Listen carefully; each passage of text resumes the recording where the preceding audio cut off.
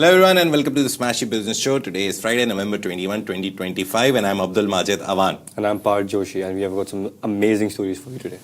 And the very first story that we have today is Paramount Skydance denies Gulf funding ties in Warner Brothers Discovery bid. They've said we haven't contacted PIF, ADIA or QIA. Apart from that, Dubai Airport CEO sets ambitious goals. He has said that they want to eliminate all the queues that are there at the airports completely. And the final headline that we're going to discuss is that UAE has launched a 36.7 billion dirham national investment fund to boost FDI. FDI is foreign direct investment. So very interesting mix of stories. And we'll start with the first one. Paramount Skydance is firmly denying a report that it is working with major Gulf sovereign wealth funds to mount a takeover bid for Warner Brothers Discovery. In a statement, the company, in a statement to Variety, and they were denying a Variety report, very interestingly, they said that claims published by Variety are categorically inaccurate. And they stress that the review process is confidential and that it will not comment until it concludes. So Variety had reported that the Ellison family, which holds full voting control over Paramount Skydance, was preparing a $71 billion bid. According to the report, the offer would be backed by three heavyweight Middle Eastern funds: Saudi Arabia's Public Investment Fund, the PIF, the Qatar Investment Authority, and the Abu Dhabi Investment Authority. And Warner Brothers Discovery's board has set November 20 as the deadline for initial bids, which passed yesterday. Other potential bidders for Warner Brothers Discovery include Comcast and Netflix. The board previously rejected an earlier proposal from David Ellison, the son of Larry Ellison, the owner of a lot of big things, valued at $23.3 per share. Sorry, it ran a little quickly there. I'll just go back to reading from here. Signaling that any successful bid would need to be significantly higher. Meanwhile, Comcast is drawing attention after its co-CEO Brian Roberts traveled to Riyadh in late October. He attended a public investment fund conference and toured Qiddiya, where Saudi Arabia is developing a major theme park destination. However, it remains unclear whether Roberts sought Saudi support for a potential Comcast bid for Warner Brothers Discovery.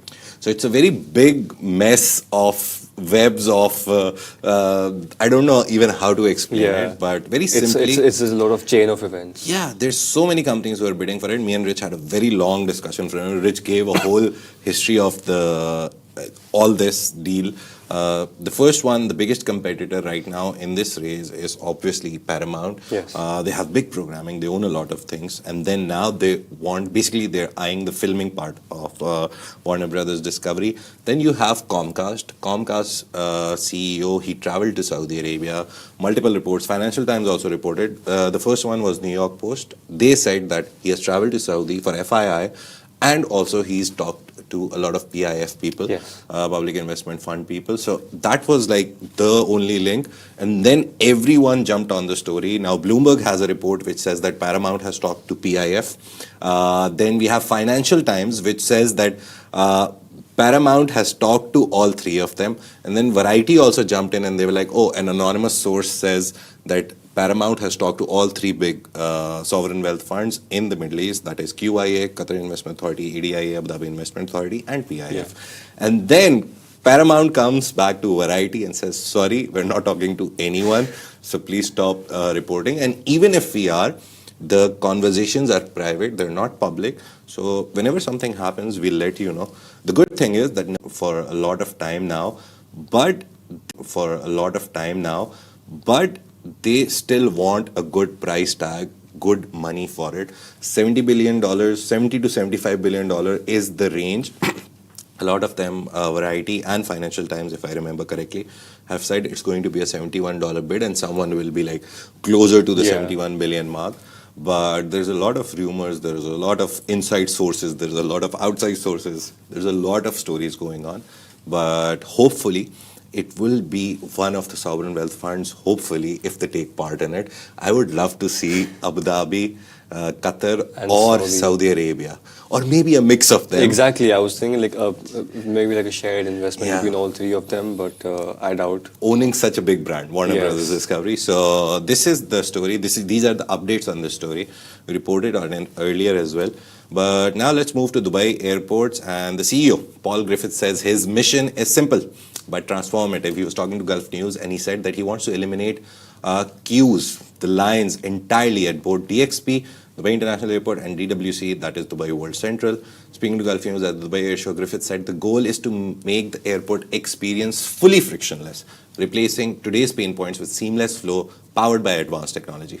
Griffith said travelers tell India outdated practices, long lines, repetitive security checks, and intrusive instructions like removing laptops, belts, or shoes. Relatable. Imagine walking into a five-star hotel and being told to take off your shoes, he said. It's ridiculous. He argued that airports must shift away from treating every passenger as a potential threat and instead build systems that maintain high security without compromising dignity or comfort. Very interesting story, because he also said that the heart of this push is next generation biometric technology, and it's not just your thumbprint or fingerprints, it's your face print now also. Griffith explained that Dubai Airports is encouraging companies to build single point interactions where a passenger's biometric signature captured just once allows them to move through the airport uninterrupted. Imagine just going through a camera, your face, and then you have free access. But he's like, concealed cameras embedded across the terminal instantly recognize passengers, flagging only those who require additional checks. So if you have a green box around your face, you're good to go do anything. So yeah, as he said, if you get a green square, you're good to grow. You're good to go, as Griffith said. Yellow or red flags are handled discreetly to protect privacy and avoid the guilty until proven innocent experience common at airports worldwide. And Griffith envisions a future in which passengers breeze from curb, that is the start of the airport, to gate, with immigration, customs, and boarding processes handled seamlessly through invisible tech. So he said, with modern technology, we can keep aviation security extremely tight, but do it in a much friendlier and more sophisticated way. The vision extends to DWC's expansion, now accelerated by a 3.5 billion UK export facility. We spoke about this yesterday in the show, as to how even Emirates is planning a massive build $12 billion around that area, and they have a $35 billion investment as well. And also the Dubai International Airport, the DXB airport, breaking a record of passenger in the first 9 months of this year. When was the last time you traveled, Parth? In January. And where did you go?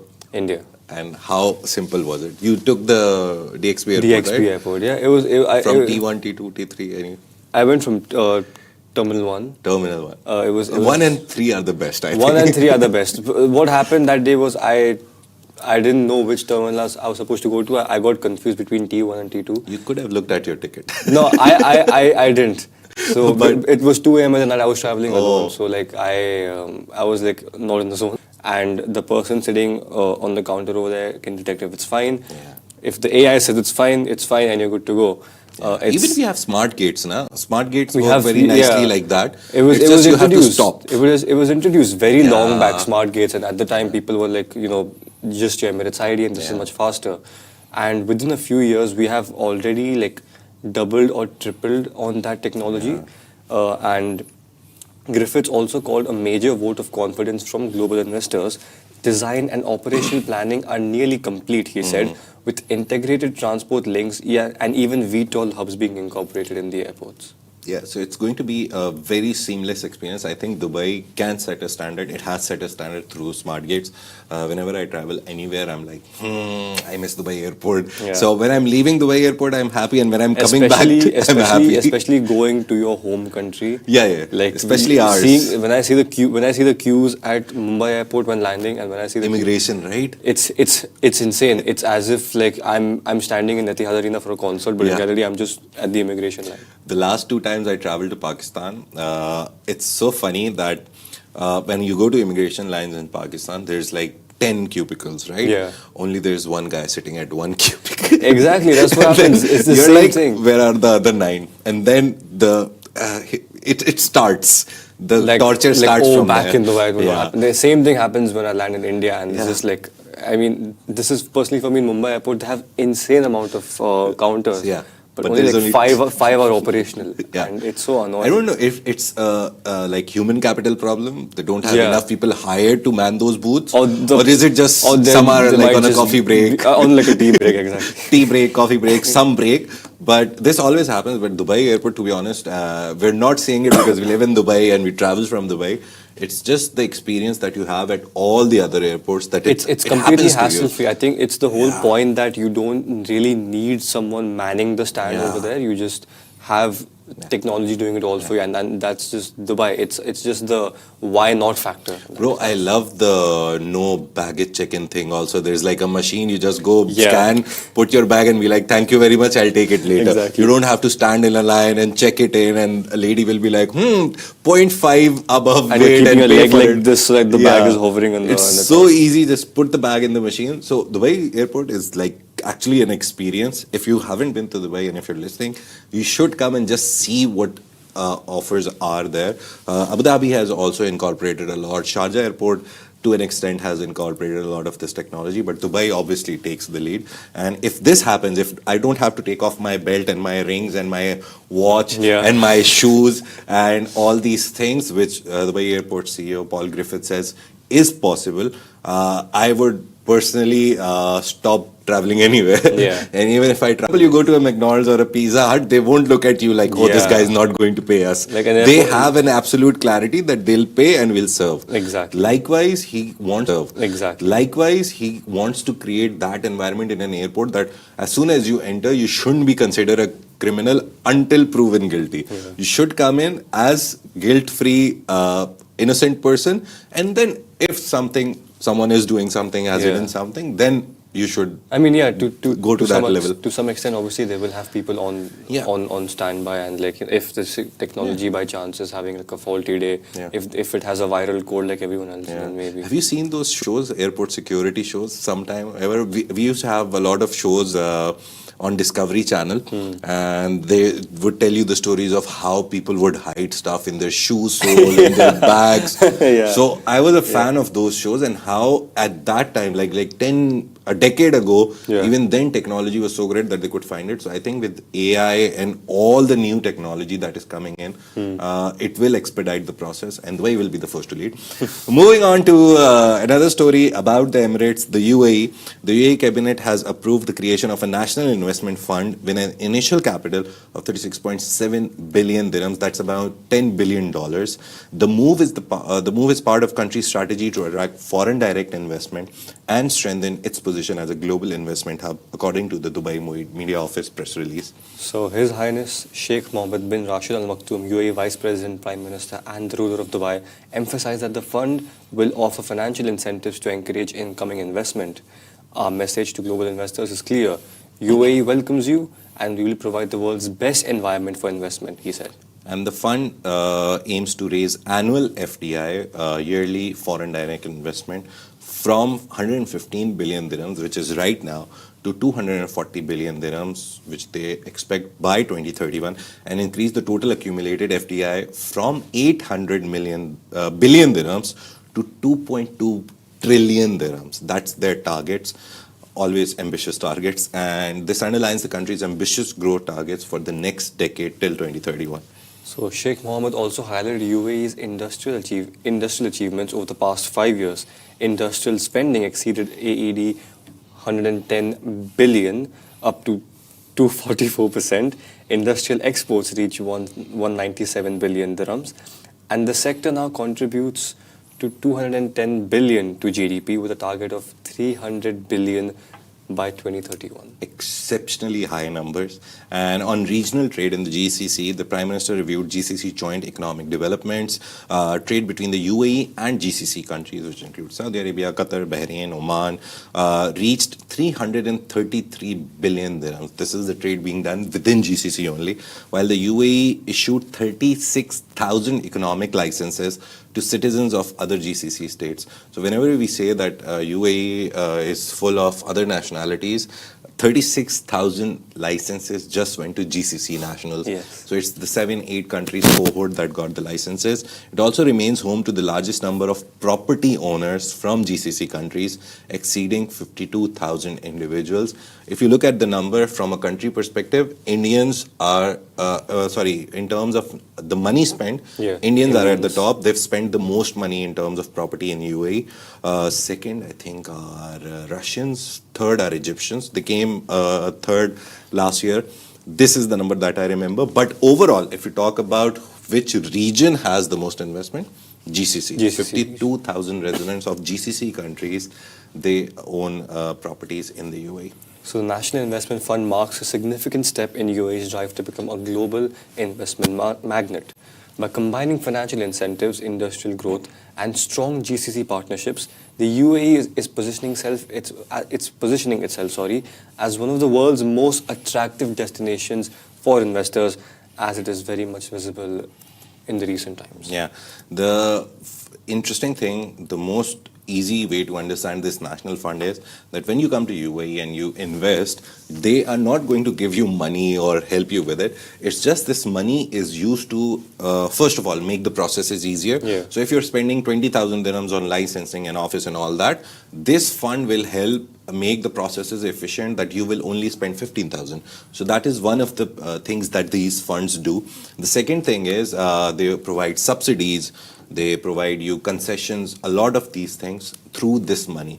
So if you're understanding like how will this work, will they like distribute checks of 100,000 dirhams each?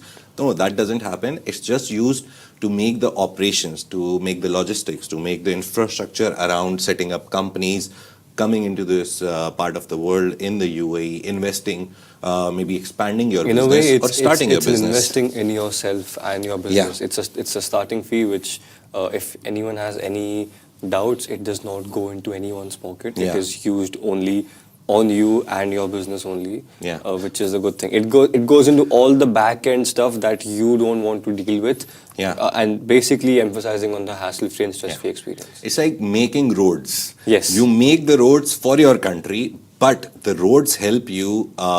Logistics are good. The petrol that it takes from Abu Dhabi to Dubai to transfer something. Yeah. If you have a good highway, which is like effortless driving, less fuel used, so you will save a lot of money on logistics. But UAE creates those roads. So it's kind of like investing in yourself, but making the environment so feasible for you that when you come in, you start a business, you expand a business, you do whatever.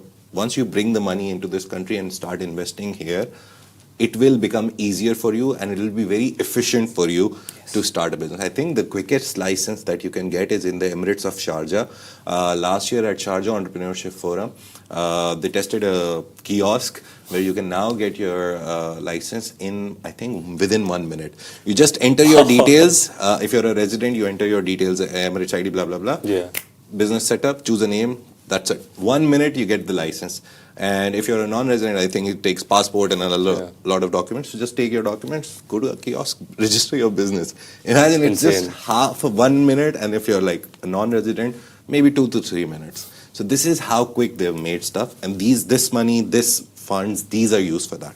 So yeah, now we're going to go on a break, and we will be, we'll show you a magic trick where Parth will be replaced by a guest. We have a very interesting guest, by the way, coming today, Anurag Chaturvedi. Here is what he has done. He's written a book which is called The Essentials of UAE VAT Law, the VAT Law, the Value Added Tax Law. It's by Anurag Chaturvedi. I will read it. I haven't read it. I just read the index of it. But he is joining us within a minute. So stay tuned if you want to know what is UAE VAT Law. Anderson UAE is the company where he is the CEO. He'll tell us about the company, the services that they provide, and also we'll talk about the book. I love books. It's going to be an interesting chat. Just give us 30 seconds to 1 minute. Yeah.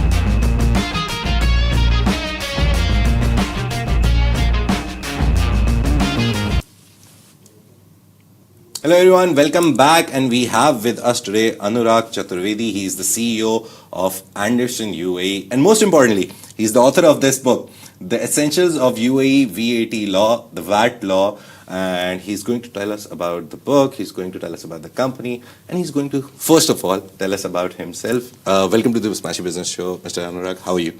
Thank you so much. I'm pretty good, and I really appreciate that, I'm being here and talking to you on such an important topic. Many times, if you see that story all around the, UAE and all around the globe, what happened and what changed in the last couple of years, people know the UAE as being tax-free country. Yeah. And all of a sudden, there's an introduction of tax comes in the picture. So everybody get amazed with how this country can just transform from no tax to some tax, right? And 2017, I remember everybody was so apprehensive about what is going to happen, how we're going to do it. There was no books initially maintained, there was no regulations and things like that. All of a sudden, things change. So when the things change in that nature, like transformation happens, what generally you anticipate? Kiosk? Yeah. And there's a lot of kiosk situation altogether. And in that place, the businesses reach out to professionals like us and start talking about that, help us navigate this entire journey. Yes. And that's where the situation began, and that's where I would say that the emergence of tax professionals grow in the country from 2017 onward, and that's how it is today. So, my name is Anurag Chaturvedi, and I'm the CEO and managing partner of Anderson. And what we do, we simplify tax for people. Nice. Not just only in UAE, but all around the globe, because Anderson operates in 170 plus countries. Nice. We have, specialization in tax, legal, and transaction. So this is all what business need in order for them to grow, from scale 0 to base 100. Yeah. But tell us about your impressive journey from an early entrepreneur, young days when you come into any field and leading one of UAE's most respected consulting firms, and you already said it's in 170 countries, and I think you're the CEO of the UAE chapter, Anderson UAE. How did you think tax is important, and I think I should go in this field? Pretty good. Look, I would say that the journey became, the entrepreneurial journey became from the day I qualified as chartered accountant. Nice. So when you qualified chartered accountant, the very first thing is that people think that, oh, let me just go and set up the practice, right? And support them, because that's what the narrative everybody has. I came to UAE as a technology professional. Oh. For me, I was totally away from my tax kind of stuff work. And when the VAT started coming in picture, so one of the professionals like yours in media, they said what is this topic tax is all about? And I remember back in 2017, there was time then somebody asked me to take a session, a lecture on VAT. Nice. And it was just a bare concept about it. I didn't know it. And when I get on that particular session, there was 1,000 of people sitting in front of you, and you need to talk on VAT. Now the onus on somebody is to talk in a manner that it is understood by people. The tax is a complex topic, and my role was to simplify that. And I remember that day I emerged from a technology to a tax professional. Nice. So that was, I would say, 2017 was a journey. And then people liked whatever I said in a very simplified manner. And then a lot of people came out there and said that, why don't you begin something? And that's where the journey of, the chartered house began. And the kind of work that we did in the society and the country itself, not just the people within the UAE appreciated that, but globally, a firm like Anderson, they spotted us and they said that, look, we want to grow in the region, in the Middle East. Why don't we partner together? And I can tell you, we were hardly 3 people that time. So from 3 people to today 150 people within the organization. Wow. That's a journey. That's a big growth. It's a journey. Yeah. It's actually a growth like Augustus Media also. We started with 4 or 5 people. Now we are 100 plus people. So shows that being committed to something actually helps you. You're talking about a professional and a personal experience. A quite nice experience, like you going and telling people what VAT is. Do you remember any part of it? What was the session about? How did you explain? How would you explain VAT to a person who knows nothing about tax? Yeah. Simplest explanation. I would say that it's like it was exactly the situation within when you go and talk to different societies. Like for example, you're going to talk about IBPC. You're going to talk about various chapters. Then various business forums, like, we have Rajasthan Business Professional Council, we have, TIE, we have multiple platforms out here. And when you go and talk to these people, they are small entrepreneurs. They're like SMEs business. And SMEs, they don't have luxury to have an accountant, or they don't have luxury to have a sophisticated finance function. So predominantly, it's owner-driven businesses. Oh, yes. So when you go owner-driven businesses, they don't have that massive or impressive educational background. And talking to them and explaining them what the VAT is, it's a transaction tax. So they say, oh, so you're going to say that I will going to bear this 5% tax? I said, no, it's not you going to bear the 5% tax. You're going to collect the 5% tax from people and pay to the government. Nice. And then what will happen?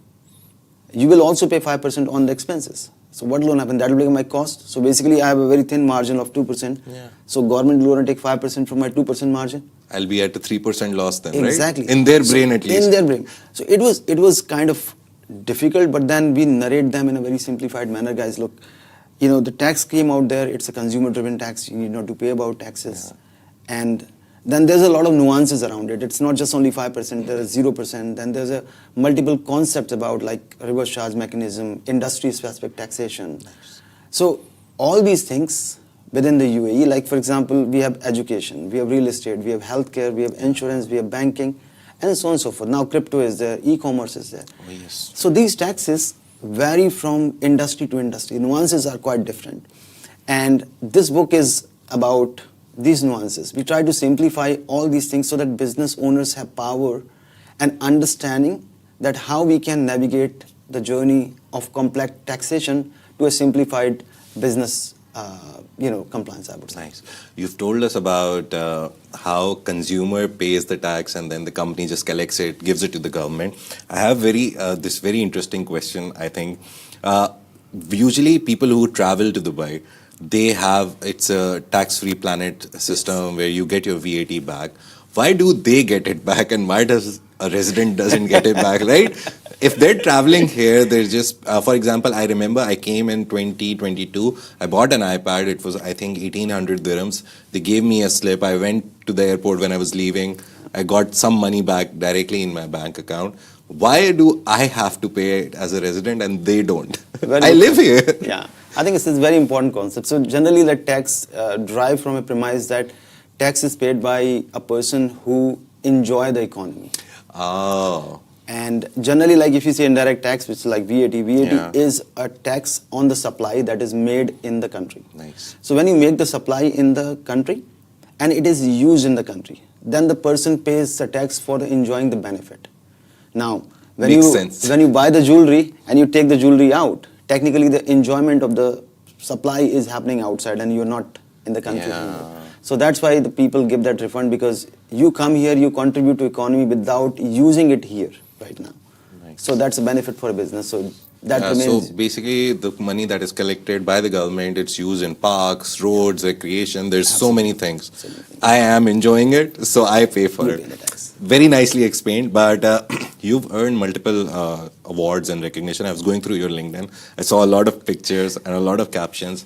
Tell us about it. How did all of that come about? What are the biggest achievements that you think out of all those? Yeah, I would say that some of the critical thing that I always, proud of, it's just not only me, it's all about the team that is working around. So today, all the accolades that I see there, whether it's ITR awards, whether it's like, best practitioner, or whether it's a leading notable professional, it is not just only because what I did. It's because the collective team of 150 people, they're working around a corner and they are going and solving the complex tax problem for businesses. Nice. And these businesses basically go back to these accreditation agencies like ITR and they respond back to them that how did we behave? How did we solve their problems? So it is one of the critical things. I would say that one being ITR award, the second being I had privilege to lead one of the largest chapter of professional accountant in the world, which is ICI Dubai.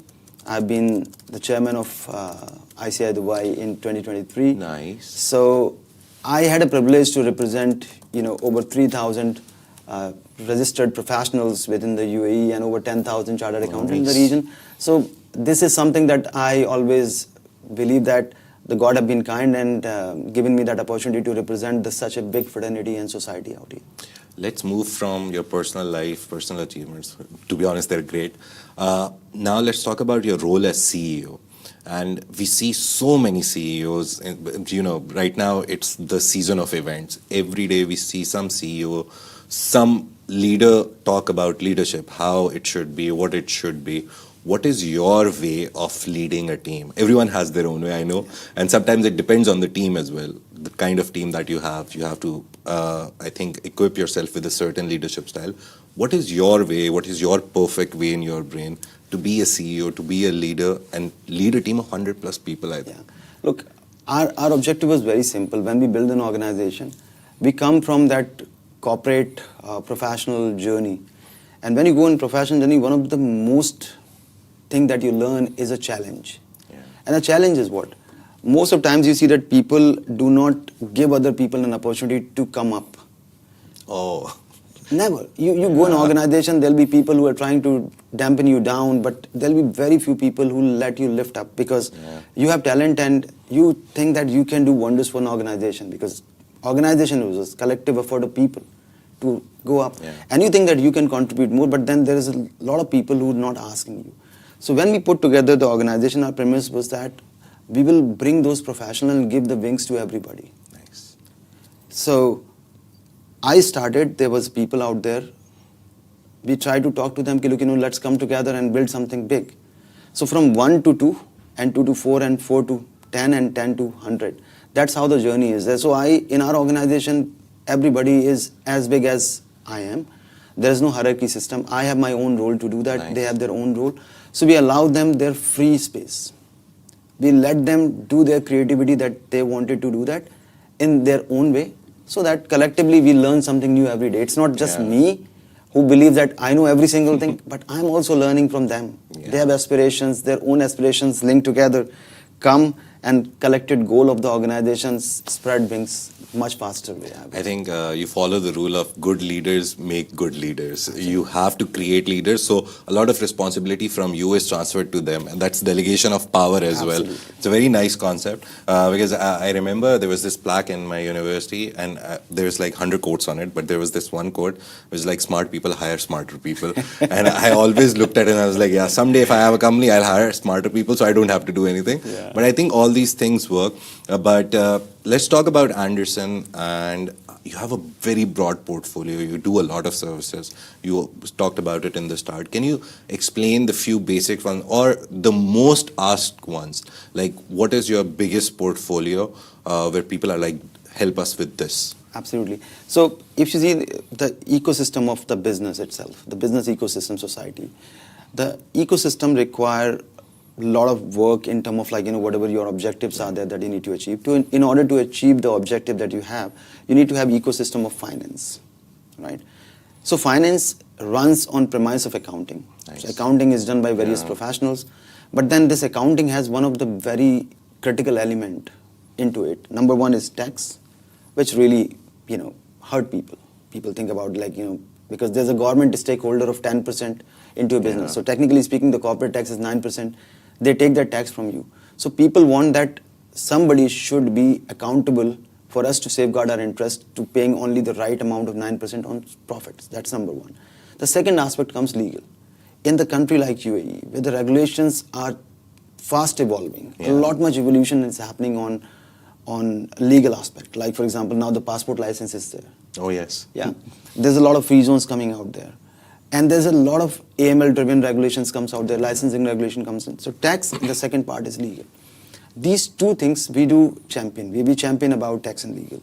So we do collective things out there, and that is our core strength, because tax and legal go hand in hand. Yeah. The tax cannot happen without legal, and legal can't happen without a tax. So it's go hand in hand. We provide these services. And the third angle is that everybody is growth ambitious in the UAE. You see that journey, last 2 decades, the organization goes from 0 to billions. And this 0 to billion does not happen just like that.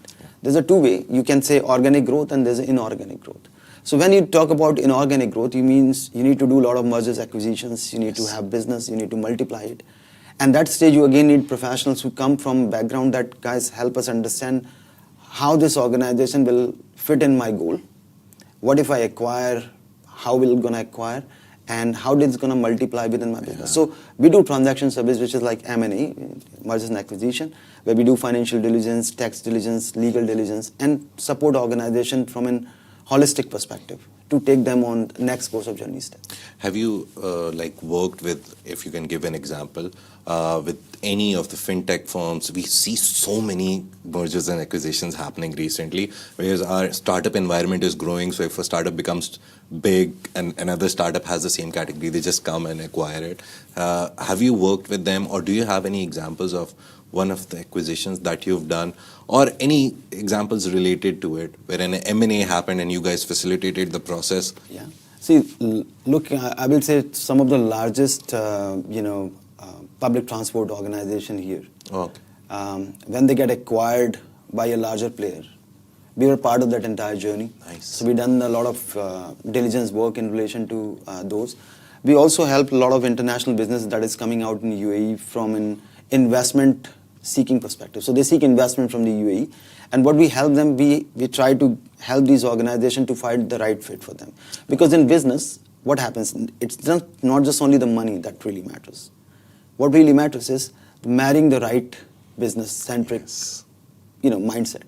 So a person who's like fintech they are based out of Europe or they're based out of US and they're coming to Middle East to seek the money.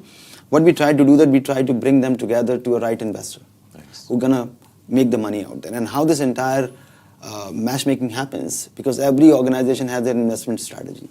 So we're gonna go understand their investment strategy, what their key priorities are there, and at the same time, we're gonna have our affiliated firms across the globe who continue to tell us like, oh, this client is growing, this client is growing, this client is growing, and this business is taking shape altogether. We try to connect them together to find the right fit for them. Yeah. You gave a very nice insight into how the tax environment in this region, in UAE specifically also, it's constantly changing, evolving. With VAT coming in, with corporate tax, I think 9%, right? 9% corporate tax. There's so much happening. Where do you see the companies heading? Let's talk about the other side of the table. Are they happy with it? Are they comfortable with it? Do they mind that, oh no, why this is coming in? Because to be honest, I personally believe, and then you can answer, I think, from your side of the table as well, that people who are working here, they are making enough money that they don't mind the 9%. Because globally, I think Europe and US and that part of the world, the taxes are too high, I think, right? So compared to them and then the growth that this region provides, I think they shouldn't have a problem. No, actually, when the corporate tax was about to introduce, everybody was very apprehensive about that, what is going to happen. Like, for example, take example of one of the very diversified industry here, and that is diamond industry. Oh, yes. So people say that, oh, diamond transactions are quite sizable. There's a lot of money into this entire game.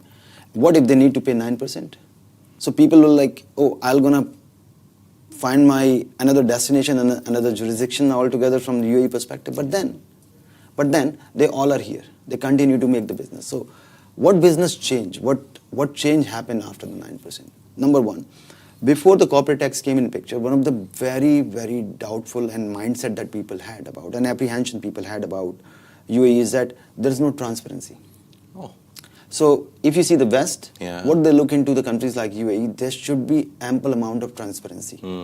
So that when people make the investment, when people do the trade itself, they feel safe that I understand who I deal with. So today, all the data from a tax perspective is with Federal Tax Authority and Ministry of Finance. Yeah. All the data is there. So it means there's a greater amount of transparency now the government has into the businesses. Yeah. That's number one. So that boosts the confidence into the West to bring the money and trade along with UAE. Yeah. And when the transparency increases, the trade increases. When the trade increases, your profitability definitely gonna go boost up. Yes. And it's the lowest tax rate in the world, 9%. So people say that paying the taxes will help countries like UAE to build more infrastructure, more facilities, more avenues for them to grow.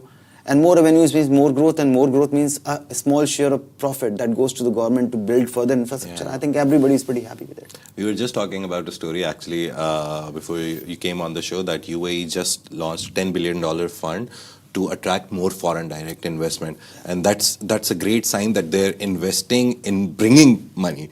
It's so unheard of. Let's come back to our table now. You see the book here. It's Essentials of UAE VAT Law. Why is this the right time to write this book and put it out in the market? Very, very important question. And I would say that a lot of people ask me this question, why the book? Yeah. I would say that, the VAT is now almost 7 years Yeah. in the country. In 7 years, the law came out there. There's a numerous guide came out there, numerous public clarification came out there. The executive regulation came out there, and all these get modified. All these get updated. Because, the tax authority is also learning from the business. So they Yeah. want to make the tax more business friendlier altogether. Now, when these updates happen, today there are more than 250 documents that is there on Federal Tax Authority. So today, let's say you as a business, when you try to go and try to understand that what rate of tax should I apply? Yeah. So you will say that, oh, shall I apply 5% because I read somewhere 5%. Yeah. But that 5% has changed now. Oh. It may be subject to reverse charge. Oh. Nice. Something that you were charging 0%, now there is a further conditions linked with it. So today, one of the biggest challenge people have, they don't have one single place where they can find the chronological order, that this was the first law, then this is amendment, and then there's a further amendment, and there's a further amendment. So which one you refer for? And writing this entire book was like, we wanted to make the tax simplified for business so that when they try to understand the tax, they go to one single place where they find every single provision of the law segregated into different sections like registrations, Oh, yes. where you apply 5%, where you apply 0%, how the reverse charge work, how input works, and how the tax apply to different industries. So they go chapter by chapter, and they find not just only the law, the regulations, the clarification, case studies, and examples, so that they can understand pretty good. Nice. So this is one way of my contribution to the society to simplify the tax for businesses. Do you have an e-version for it? Yes. Where is it available? It's available on Amazon and on our website as well. Perfect. Amazon and their website, Anderson. So you can buy the book. I will read it. I am not a counting person, but I read the index and I was like, some parts do make sense because sometimes when you explain tax, you explain why and how it came. Yes. So for me, why and how matters, not the percentage of tax. Not planning to start a business soon, but let's finish on an interesting note. One reason why anyone who's listening, if he's a business owner and he's confused about tax, why they should come to Anderson and you to take help. Just an elevator pitch, and I think use this camera. Yes. It'll be perfect pitch. I would say that every invoice or every transaction in the business tells a story. It's a story about compliance, risk, and opportunity that you have. And in order to encash those opportunities and safeguard from the risk that every transaction may have in a business, I think you need a professional who can always advise you in a right manner with the nuances, with the examples, with the case studies, in order for you to focus on business and leave rest of the things on the professionals to take care of you, to enable you to elevate towards your aspirations, I would say. Thank you so much, Anurag. Last question. This wasn't the last question. It was a trick question. I would want your expert opinion on Oman introducing the personal income tax. Everyone is talking about it, and I would love a soundbite from you. Yeah. Oman says 2028 personal income tax. I think I calculated it 50,000 dirhams, nearly 50,000 dirhams. According to Omani Real, if you have that salary, you will be charged, I don't know, 5% or something. Yeah. How do you see it as a development in this region? Because it's a very big conversation that is happening right now. Yeah, I think it's a very important point. I would say that not just only Oman, but this initially started from Saudi Arabia. Oh. It was started Saudi Arabia. They tried to push together to the to the government and various policy makers around it. It didn't fly. Oman has tried this quite a few times in the past as well, but then every time it was not approved at the cabinet level. Yeah. So bringing the personal tax within the country, definitely at certain stage it will happen. But when it will going to happen, that's yet far from really make the decision about applying the personal tax. I would say that it's still far from reality. Just a follow-up. Has personal income tax? They pay they pay the tax indirectly, from the things, because no business pay the tax on its own. They charge and load up in the cost, and then ultimately it becomes that. They're just the collectors in They are the process, collectors, and they forward it. Absolutely. So it's indirectly collected from the consumers itself. Now, when it comes to you getting the entire remuneration in form of that, or you are, influencers, you're making the entire money. Why you should remain out of the ambit? Yeah. You're also enjoying the benefit equally as the business is.